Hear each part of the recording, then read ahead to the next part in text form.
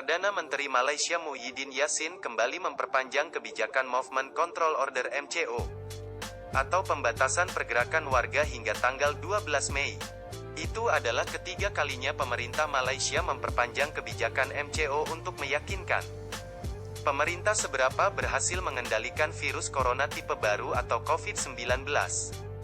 Kebijakan MCO yang dimulai pada tanggal 18 Maret telah diperpanjang 2 kali.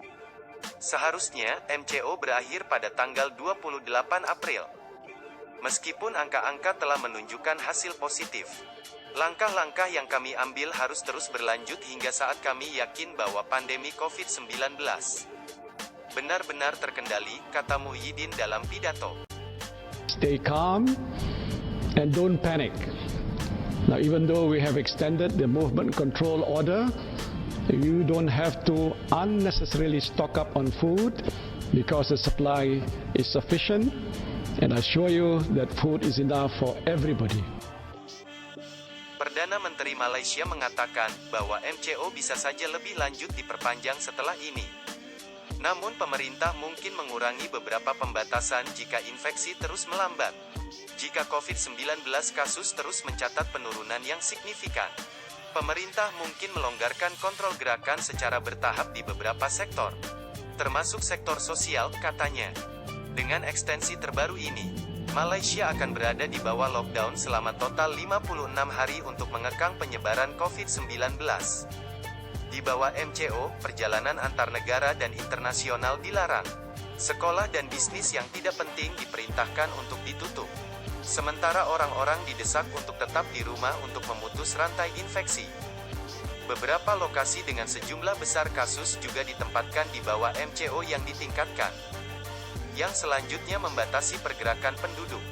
Dengan MCO, yang saat ini berada di hari ke-37, kasus-kasus COVID-19 harian Malaysia mengalami penurunan.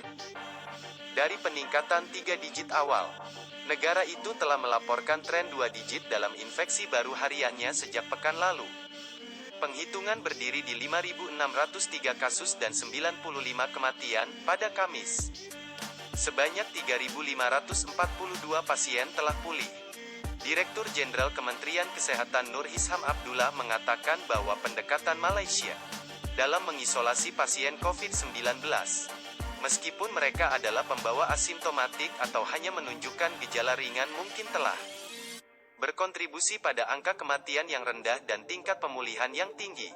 Ketika perpanjangan MCO kedua dimulai, bisnis di sektor-sektor tertentu diizinkan untuk melanjutkan operasi, termasuk obat-obatan tradisional dan komplementer serta toko perangkat keras dan listrik.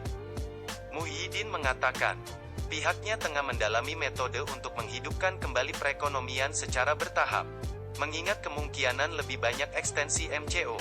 Saya telah memerintahkan Kementerian Keuangan dan Unit Perencanaan Ekonomi di bawah Departemen Perdana Menteri untuk menyusun rencana pemulihan ekonomi menyeluruh untuk jangka pendek, menengah dan panjang, kata Perdana Menteri.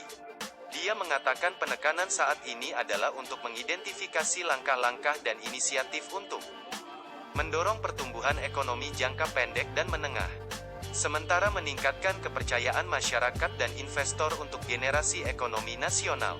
Di antara inisiatif yang direncanakan termasuk upaya untuk membangun kapasitas dan keterampilan di antara orang-orang, mendorong konsumsi domestik, meningkatkan ketahanan industri dan menciptakan lingkungan investasi yang lebih positif.